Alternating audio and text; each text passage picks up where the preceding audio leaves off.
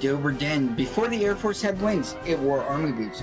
America's youngest branch was born inside the Army, raised on mud, and only later given to the skies. In 1907, the Army Signal Corps created the Aeronautical Division.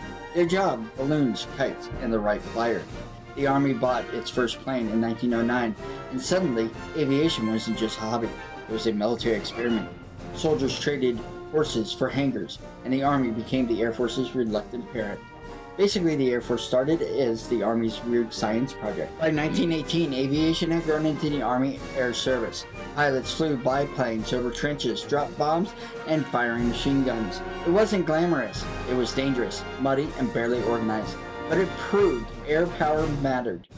The Army still called the shots, but aviation was already itching to break free.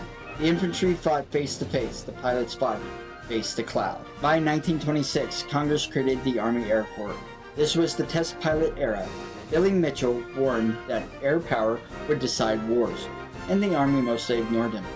Planes got faster, doctrines got sharper, and aviation was still chained to the Army. The Air Corps was basically the Army's rebellious teenager.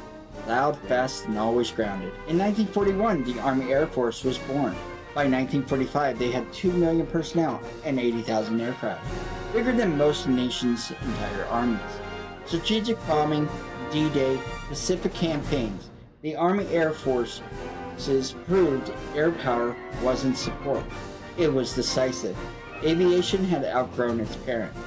The Army gave them boots. World War II gave them wings. With the National Security Act of 1947, the Air Force, as a branch of the U.S. military, was finally created, proving that with determination and being the coolest, anything is possible. From the Wright brothers' first flight, the balloons in the Signal Corps, to bombers over Europe during war, the Air Force may have started in combat boots in the Army as a weird science project, yet it grew up, moved out, and took to the skies, proving to America what Colonel Mitchell already knew, that to win wars, you needed crazy pilots willing to fly.